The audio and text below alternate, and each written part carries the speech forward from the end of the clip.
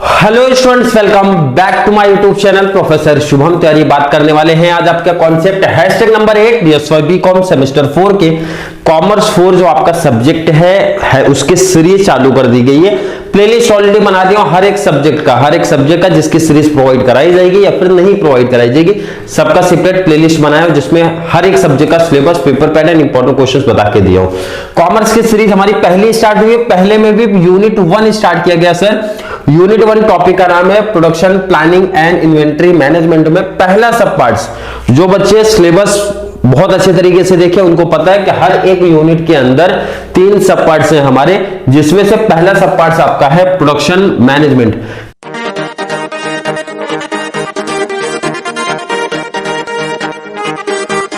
Second last lecture है, क्योंकि आप अगर बात करोगे प्रोडक्शन मैनेजमेंट में 4 क्वेश्चन है हमारे, 4 में से हैशटैग 6, 7, 8 आज ये थर्ड है, नेक्स्ट हमारा एक फोर्थ आएगा, उसके बाद ये टॉपिक कंप्लीट हो जाएगा। मींस पहला यूनिट का पहला सब पार्ट कंप्लीट हो जाएगा।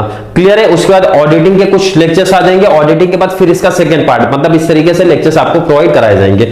वीडियो में किसी बच्चों को कोई कंफ्यूजन ना क्रिएट हो या फिर ढूंढने में कुछ प्रॉब्लम्स ना हो, इसलिए प्लेलिस्ट में आप जाके देख लोगे। मींस आगे भी जो अपकमिंग वीडियो आएगी सब प्लेलिस्ट में ऐड करते हुए चलूंगा। तो ऑडिटिंग का फिर प्लस कॉमर्स 4, उसके बाद हमारी इकोनॉमिक्स की जो सीरीज चलेगी एंड बिजनेस लॉ की जो सीरीज चलने वाली, सबका सेपरेट प्लेलिस्ट बना दिया। वहां पे आपको जो भी लेक्चर्स चलते रहेंगे वहां पे ऐड करते रहूंगा। क्लियर है? टॉपिक आज बात करेंगे सर प्रोडक्शन मैनेजमेंट का। टॉपिक क्या पिक किया गया? टॉपिक आप यहां पे देखो, importance of production planning and management. Clear है? अब 2 वर्ड यहां पे, एक तो प्रोडक्शन प्लानिंग एंड कंट्रोल है। अब ये देखो, अगर मैं प्रोडक्शन को हटा दूं तो प्लानिंग एंड कंट्रोल आपने पहले से ही पढ़ा है या फिर आपको इतनी आइडिया चल जाते हैं।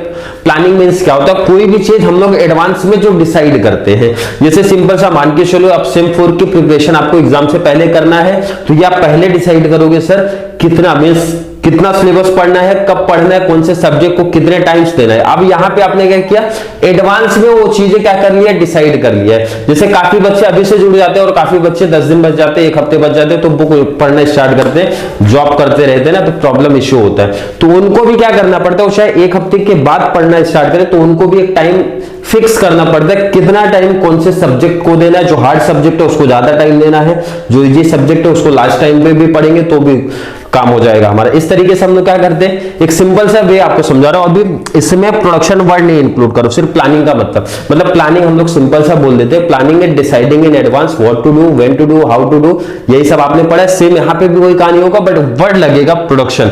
मतलब किसी भी गुड्स के प्रोडक्शन को लेके ये सब प्लान करूंगा मैं। कौन से गुड्स का प्रोडक्शन करना है, कब करना है, कौन करेगा, किस मैनर में करेगा, ये सब चीजें सोचनी पड़ेगी। एंड कंट्रोल क्या होता है? कंट्रोल मींस होता है हमने जो डिसाइड किया एडवांस में वो एक्चुअल में फॉलो हो रहा है कि नहीं। मतलब आपने जो सोच के रखा, मींस स्टैंडर्ड बोलते हैं, प्री डिटरमाइन बोलते हैं। प्री डिटरमाइन जो आपने सोच के रखा है उसको एक्चुअल परफॉर्मेंस से कंपेयर करूंगा, और क्या गलतियां हुई है, क्या मिस्टेक्स हुए हैं, उसको प्रॉपर मेजरमेंट करना पड़ेगा। जैसे मैंने एग्जांपल दिया, काफी बच्चे परसेंटेज सोच के रखते हैं, इतना परसेंट लाना है, उसके अकॉर्डिंग वो क्या करते हैं, प्रिपरेशन करना स्टार्ट करते हैं। प्लानिंग किया, इतना परसेंट लाना है, उसके हिसाब से आपने क्या किया, तैयारी करना चालू कर दिया। बट इन केस कभी उतना परसेंटेज आपका नहीं है, तो आप ये देखते हो क्या गलतियां हुई है, क्या मिस्टेक्स हुई है, जिसकी वजह से ये सब्जेक्ट में मेरा कम मार्क्स आया है या फिर टोटल हमारा एग्रीगेट परसेंटेज कम हुआ है। क्लियर है? अब बस यही कहानी आपको सोच के चलनी है, समझ के चलनी है। किसको लेके सर? तो प्रोडक्शन को लेके चलना है। क्लियर है? मतलब 2 चीज के बारे में आपको बताना पड़ेगा, एक तो प्रोडक्शन प्लानिंग क्या होता है, सेकंड हमारा कंट्रोल क्या होता है। सिंपल सा लिखा गया, रीड कर लो आप साथ में। प्रोडक्शन प्लानिंग क्या बोल रहा है, is deciding in advance. Simple से मैंने बताया, प्लानिंग कॉमन सी बात है, एडवांस में ही डिसाइड होती है। किसके बारे में? But relating to production activities. Clear? क्योंकि टॉपिक मैंने क्या बोला, प्रोडक्शन वर्ड लगा तो इसका मतलब प्रोडक्शन से ही रिलेटेड होगा। अब यहां पे देखो, यहां पे सिंपल सा बोला है, it involves 2 main steps. Clear है? कितने इसमें स्टेप्स? मेन 2 स्टेप्स है, एक तो routing, second scheduling. Route means आपको पता है, रूट मींस रास्ता, बराबर है ना। आप पहले डिसाइड करो किस वे से हमको जाना है, भाई कौन सा मेथड यूज करना है। लास्ट के 7 दिन में जो बचेंगे उसमें प्रिपरेशन करूंगा, 2 नाइट पहले, 1 नाइट पहले पढ़ना चालू करूंगा। कॉमर्स के बच्चे ये ना, या फिर अभी से थोड़ा थोड़ा प्रिपरेशन करते रहो और एग्जाम टाइम पे आ जाए तो टेंशन नहीं होना चाहिए। जो बच्चे एग्जाम टाइम पे नाइट भर प्रैक्टिस करते हैं, बहुत सारे बच्चे कॉमर्स में ऐसे होते हैं कि एग्जाम के 2 दिन 1 दिन पहले उठेंगे और नाइट में प्लेलिस्ट जो भी रहेगा इंपॉर्टेंट क्वेश्चंस की फॉलो करते। तो ये रास्ता, ये वे जो है अभी से डिसाइड आपको करना पड़ेगा। शॉर्ट में समझा रहा हूं क्योंकि इसके बारे में अभी ऑलरेडी अगला क्वेश्चन आएगा #9 इसी के बेस पे, तो वहां पे ज्यादा समझ लेंगे। नेक्स्ट सर हमारा शेड्यूल। शेड्यूल में सिंपल से अगर बोल दूं भाई टाइम टेबल बनाना पड़ेगा ना। अगर मैंने अभी से प्रिपरेशन किया तो भी टाइम टेबल बनाऊंगा, एंडिंग टाइम पे आ गया तो भी टाइम टेबल, बट एक नाइट के लिए, एक डे के लिए वो टाइम टेबल रहता है कि इस टाइम या इतना टाइम में ये चैप्टर कवर करना है या फिर इतना हैशटैग इतने टाइम में कवर करना है। तो आप वहां पे क्या कर रहे हो, टाइम टेबल फिक्स कर रहे हो कितने टाइम में मेरा कितना काम कंप्लीट होना चाहिए। क्लियर है? अभी शॉर्ट में समझा रहा हूं दोनों वर्ड, क्योंकि ये दोनों वर्ड की कहानी #9 में बहुत डिटेल से आप लोग देखोगे। क्लियर? 2 मेन स्टेप होते हैं, पढ़ लेना आप लोग। In general production planning involves, अब ध्यान रखना प्रोडक्शन प्लानिंग में क्या क्या चीजें हमारी इन्वॉल्वमेंट होती है। क्या बोल रहा है, व्हाट टू प्रोड्यूस, क्या प्रोडक्शन करना है, हाउ मच टू प्रोड्यूस, कितने क्वांटिटी में प्रोडक्शन करना है। नेक्स्ट हमारा सर व्हेन टू प्रोड्यूस, कब प्रोडक्शन करना है। लास्ट हमारा who is responsible for production, कौन रिस्पॉन्सिबल है प्रोडक्शन के लिए। क्लियर? यहां तक हम लोगों ने कंप्लीट किया सर प्रोडक्शन प्लानिंग क्या होता है, कितने स्टेप्स है और क्या क्या चीजें हमारी उसमें इन्वॉल्वमेंट होती है। अब हम सीखेंगे प्रोडक्शन कंट्रोल क्या होता है। प्रोडक्शन कंट्रोल का मतलब सिंपल से आपको बता दिया गया कि जो हमारे प्री डिटरमाइन होते हैं एक्चुअल से कंपेयर वहां पे होता है। तो लाइन देख लो, वही सेम चीजें लिखा है, production control involves monitoring actual production and taking corrective measures. मतलब वहां पे आप सिंपल सा बताया आपको क्या करना पड़ता है सर, आपको जो एक्चुअल में रिजल्ट आया, जो आपका एक्चुअल रिजल्ट आया उसको प्रॉपर तरीके से आप देखते हो किसके साथ सर, प्री डिटरमाइन के साथ में देखते हो। और जो भी गलतियां, जो भी मिस्टेक्स हुई है, जो भी डिफरेंस आ रहे हैं आपके, उसको प्रॉपर तरीके से एनालिसिस करना पड़ता है। क्लियर है सर? बिल्कुल क्लियर होना चाहिए। अगला टॉपिक में इसके अगला स्टेप क्या बोले सर, हमारे में 2 स्टेप्स इन्वॉल्वमेंट होता है, एक तो डिस्पैचिंग, सेकंड फॉलोअप। डिस्पैचिंग मतलब होता है, आपको पता है डिस्पैच करना मींस, बट डिस्पैच की कहानी स्टार्ट हो। अभी डिस्पैच मतलब सिर्फ इतनी कहानी यहाँ पे नहीं स्टार्ट होती, डिस्पैच मींस होता है गुड्स को डिस्पैच किया। यहाँ पे होता है कि जो हमारे गुड्स है, जो भी हमारे गुड्स है, जैसे एग्जांपल यहाँ पे कोई गुड्स तो रहता नहीं, इसलिए मार्कर का एग्जांपल देता हूँ। पहले तो हमको ये डिसाइड करना पड़ता है ना भाई मार्केट में कितने की डिमांड है, कितने क्वांटिटी की डिमांड है, कौन से क्वालिटी की डिमांड है, क्वालिटी एंड क्वांटिटी का कितने का डिमांड है, उसको प्रॉपर तरीके से हम लोग प्रोडक्शन करना अभी से स्टार्ट करें ताकि हमारा डिस्पैच इजी टाइम पे, टाइम इज आप बोल सकते हो राइट प्लेस राइट टाइम पे होना चाहिए ताकि कस्टमर हमारा सेटिस्फाई हो जाए, कस्टमर को सेटिस्फैक्शन मिलना चाहिए, जिससे मार्केट में गुडविल वगैरह क्रिएट होती है। तो डिस्पैच का मतलब सिर्फ इतना नहीं, आगे बहुत डिटेल #9 में पढ़ोगे क्योंकि ये सब स्टेप्स में आएंगे, तो आप ये डिटेल पढ़ोगे, ऑब्जेक्टिव क्या होता है, प्रोसीजर क्या होता है, उसका मतलब क्या होता है। Clear? Second sir follow up means होता है, सिंपल से समझ लो आप, जैसे एग्जांपल ले लो, आपने परसेंटेज जो सोचा था वही अचीवमेंट आपको अगर सेम 4 में हो गया तो यही आप क्या करोगे, सेम 5 में फॉलो करोगे। क्लियर है? यही सेम 6 में भी रखोगे, तो इसी को बोलते हैं फॉलो अप। अगर हमारा pre determine standard actual performance के इक्वल हो जाएगा या फिर प्रॉपर जितना सोचा था उतना काम हो रहा है, तो हम लोग क्या करेंगे, यही कंटिन्यू आगे भी फॉलो अप करते रहेंगे, मतलब नेक्स्ट में।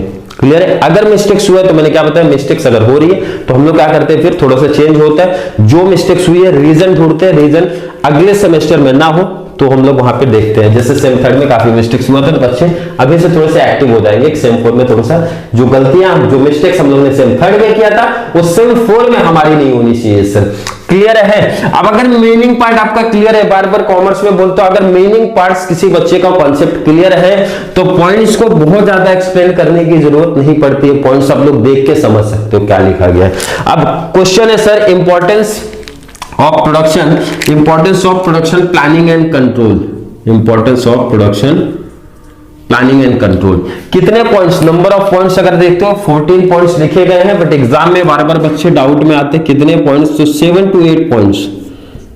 इजी वाले जो आपको इजी लगते हैं ना वो लिख लिया करो भाई, ऑप्शनल दे रहा हूं, ऑलरेडी बहुत सारे ऑप्शन यहाँ पे दिख रहे हैं। 7 to 8, अगर 1 पॉइंट भी कोई बच्चा लिखता है, 6 पॉइंट ऑप्शन में दिख रहा है, तो भाई 6 में से 8 पॉइंट टोटल 14 में से डिसाइड कर लेना कौन से इजी आपको दिख रहे, कौन सा इजी आप लिख सकते हो। वैसे तो टॉपिक जब आप देखोगे सब इजी क्वेश्चन से दिख रहे हैं, अगर आपको मीनिंग पार्ट क्लियर है तो रटना नहीं पड़ेगा, कॉन्सेप्ट अपने वर्डिंग में आप लिखना स्टार्ट करो। पहला तो बोल रहे बेटर वर्क एनवायरनमेंट। अगर आपको proper production planning and control बना के रखना है, पहले तो बेटर वर्क एनवायरनमेंट होना चाहिए, मतलब जो आपके एम्प्लॉइज है, जो आपके वर्कर हैं, उनको ऐसा गुड वर्किंग कंडीशन देते रहो, उनको मोटिवेट करते रहो, उनको प्रॉपर ट्रेनिंग देते रहो, उनको प्रॉपर डेवलपमेंट देते रहो, मतलब जो वहां का एनवायरनमेंट है बेटर वर्क का होना चाहिए, गुड वर्किंग कंडीशन का होना चाहिए, तो ही आपका production planning and control proper तरीके से होगा। अगर production planning and control proper तरीके से फॉलो करना है, कंट्रोल बना के रखना है, तो बेटर वर्क एनवायरनमेंट होना चाहिए। टेक्स्ट बुक से रीड कर लेना, कॉन्सेप्ट इसके बाहर नहीं लिखा गया। Second sir, cost reduction. Cost reduction मतलब होता है कॉस्ट का रिडक्शन होना चाहिए। कॉस्ट जो हमारी वेस्टेज होती है, एक और पॉइंट होगा इसी के साथ, ये पॉइंट दोनों साथ में आप कवर कर लो। देखो इधर दोनों पॉइंट समझ लो। कॉस्ट वेस्टेज हमारी मिनिमाइज करोगे तो आपका कॉस्ट बचेगा, कॉमन सी बात है। जैसे इनकेस मान के चलो हम लोग क्या करते हैं कि दूसरे के यहाँ जब जॉब करते, दूसरे के यहाँ काम करते, तो अपना समझ के कोई काम नहीं करने वाला है। तो क्या होता है, अगर कोई चीज वेस्ट हो रही तो हम क्या करते हैं, सोचते हैं वेस्ट होने दो, हमको क्या हो। तो ये चीज ध्यान रखना, ये प्रॉपर मैनेजमेंट का काम है कि मैनेजमेंट प्रॉपर तरीके से एनालिसिस करे, जो भी कंपनी के वेस्टेज है ना, बहुत ज्यादा वेस्ट नहीं होना चाहिए, उसमें रिडक्शन आना चाहिए। अगर रिडक्शन आपका आएगा तो कॉमन सी बात है आपका कॉस्ट वो बचा, कॉस्ट बचा तो जिसका बेनिफिट मिलेगा आपको प्रोडक्शन में, प्रोडक्शन कॉस्ट आपकी क्या हो जाएगी, कम हो जाएगी।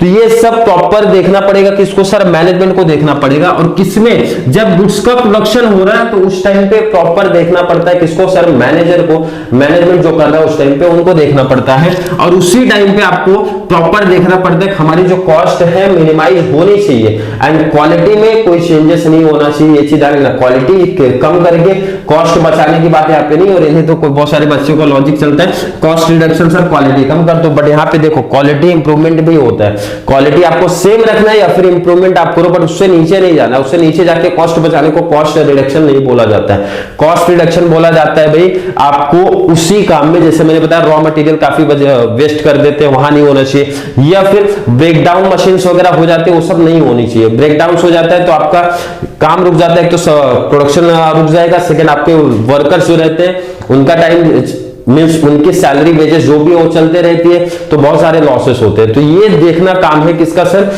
मैनेजमेंट का काम है। क्लियर है, क्लियर। मिनिमाइज वेस्टेज का है तो बहुत ज्यादा डिटेल लिखना है, सिंपल सा उसमें बस यही बताना है कि जो हमारी वेस्टेज होती है उसको ट्राई करना है, मैनेजमेंट को मिनिमाइज होनी चाहिए, और जितना ज्यादा वो मिनिमाइज कर पाएंगे उतना ज्यादा कंपनी के लिए बेनिफिट्स रहेगा। क्लियर है सर।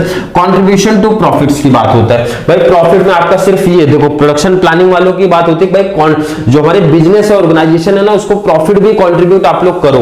कैसे करोगे, जैसे एक रीजन तो यही मिल गया कॉस्ट रिडक्शन, अगर मैं कॉस्ट कम करता हूं तो कॉमन सी बात है उतने का प्रॉफिट किसको हो गया सर, कंपनी होगा। एंड प्रॉपर तरीके से अगर मैं planning, production planning and control system रखूंगा, इन्वेंट्री मैनेजमेंट अगर प्रॉपर तरीके से रखूंगा भाई, बहुत ज्यादा हमारा ओवर स्टॉक या फिर अंडर स्टॉक नहीं होगा, मतलब बहुत सारी चीजें, बहुत सारे फैक्टर्स इसमें आते हैं। तो इनका ओवरऑल ऑब्जेक्टिव क्या रहता है, हम कंट्रीब्यूट करें प्रॉफिट, किसको, कंपनी को, ऑर्गेनाइजेशन को प्रॉफिट क्या करना चाहिए, हमको कंट्रीब्यूशन करना चाहिए हर एक तरीके से, जितने वेस्ट पॉसिबल है, जितने रास्ते पॉसिबल है, हर एक तरीके से। क्लियर है सर, बिल्कुल है। नेक्स्ट हमारा सर डिलीवरी शेड्यूल, आपका शेड्यूल होना चाहिए। तो ऑलरेडी ये पॉइंट्स आप समझ सकते हो क्या लिखा है, डिलीवरी शेड्यूल में टाइम टेबल होना चाहिए, कब गुड्स का कहां पे हमारा डिलीवरी करना है, ताकि हमारा प्रोडक्शन जो हम लोग ने किया है वो टाइम पे, प्रोडक्ट हमारा टाइम पे पहुंच जाना चाहिए। एक तो पहला चीज जिससे मार्केट में गुडविल क्रिएट होता है, और सेकंड हमारा ऑब्जेक्टिव है कस्टमर हमारे सेटिस्फाई होने चाहिए। अब जैसे सिंपल सा मार्केट में जिस गुड्स की डिमांड है, अगर उसकी डिलीवरी में टाइम पे कर देता हूं तो एक तो गुडविल क्रिएट होता है भाई, ये कंपनी टाइम टू टाइम अपना माल मींस गुड्स मार्केट में पहुंचा देता है। सेकंड हमारे कस्टमर भी सेटिस्फाई हो जाते हैं, जिसकी वजह से गुडविल मार्केट में क्रिएट होती है। नेक्स्ट हमारा सर एस्टिमेटेड इन रिसोर्सेज। अब जो हमारे रिसोर्सेज लगने वाले किसी भी गुड्स के प्रोडक्शन में, ये मार्कर बनाने के लिए जो भी रिसोर्सेज हमको लगने वाले वो प्रॉपर पहले ही आपको क्या करना पड़ेगा, निकालना पड़ेगा, एस्टिमेट करना पड़ेगा, कितने वर्कर्स इसमें लगने वाले, कौन कौन सी मशीन्स इसमें लगने वाली, कितना कैपिटल इसमें लगने वाला है, मतलब हर एक रिसोर्स जो इसके प्रोडक्शन में लगेगा आपको पहले ही प्रॉपर एनालिसिस करना पड़ेगा रिसोर्सेस को। ये प्रोडक्शन प्लानिंग का पार्ट है। क्लियर है सर। नेक्स्ट हमारा सर फैसिलिटेट्स टीम वर्क, आपको टीम वर्क बना के रखना पड़ेगा, टीम वर्क चाहिए। अकेला कोई बंदा, आपको पता है अकेला कोई पर्सन पूरी कंपनी को या फिर उस पर्टिकुलर एक्टिविटी को नहीं करके दे पाएगा, करके देगा तो मींस टाइम कंज्यूमिंग प्रोसेस है। प्लस वो क्वालिटी उसमें नहीं आएगी, तो इससे बेस्ट है हमारा टीम वर्क होना चाहिए। अगर टीम वर्क काम करेंगे तो इससे कोई भी काम इजी तरीके से इफेक्टिवली हो जाएगा। क्लियर है सर? टीम वर्क काफी पहले से पढ़ते आ रहे। गुडविल क्रिएट होता है अगर प्रोडक्शन प्लानिंग एंड कंट्रोल होता है, एग्जांपल दे चुका हूं। अगर प्रॉपर तरीके से आपका प्रोडक्शन प्लानिंग एंड मैनेजमेंट होता है तो टाइम पे आप क्या करोगे, उसको डिस्पैच कर दोगे। डिस्पैच आप टाइम पे करोगे तो पहली चीज तो आपका गुडविल क्रिएट यही हो गया कि आपने राइट टाइम राइट प्लेस पे क्या किया, अपना गुड्स को डिस्पैच किया, भाई पहुंचाया वहां पे। क्लियर है? सेकंड, कस्टमर भी हमारे सेटिस्फाई हो गए, जिसका एडवांटेज ये मिलेगा कि आज की कॉम्पिटिटिव मार्केट में आपका गुडविल क्रिएट होगा। नेक्स्ट हमारा sir higher productivity. Production level में क्या करना है सर? हायर करना है, मतलब मैक्सिमम रखना है। ये कैसे पॉसिबल है? अपने लेबर को proper training development and third motivate भी करना। मोटिवेट आप इंसेंटिव, बोनस या फिर non monetary facilities like canteen facility आपने देखा, या फिर अदर कोई फैसिलिटी प्रोवाइड करा के आप उनसे मोटिवेट कर सकते हो, जिसका बेनिफिट आपको क्या मिलेगा? जो आपके वर्कर से, लेबर से प्रोडक्शन लेवल आपका इंक्रीमेंट कर रहे हैं। क्लियर है?